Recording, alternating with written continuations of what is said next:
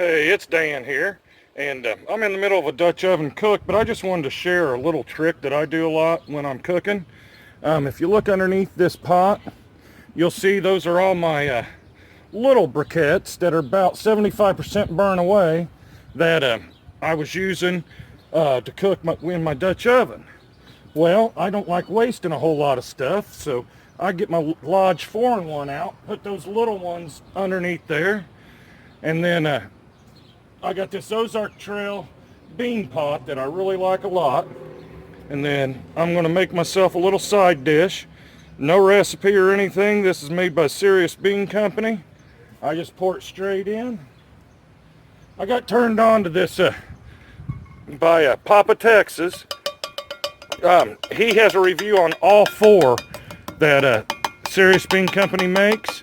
Unfortunately, in my area up here in Indiana, I can only get this and the Buck and Buffalo. And I like both of them a whole lot. But that right there, I don't have to use any extra coals or anything, because those are the coals that I was just pulled off my Dutch oven to do a coal change and put new ones on. So there you go, quick, easy.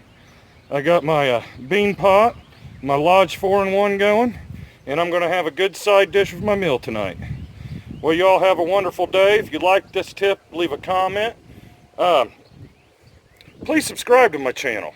I do all kinds of different stuff with cast iron and everything. If you like cooking outdoors, hit the like button, subscribe.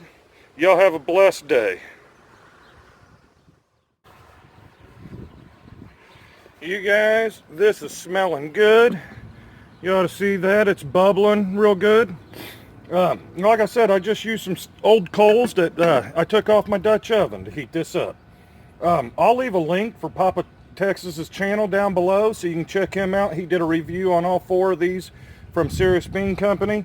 And if I find their website, I'll leave a link to the Serious Bean Company website also.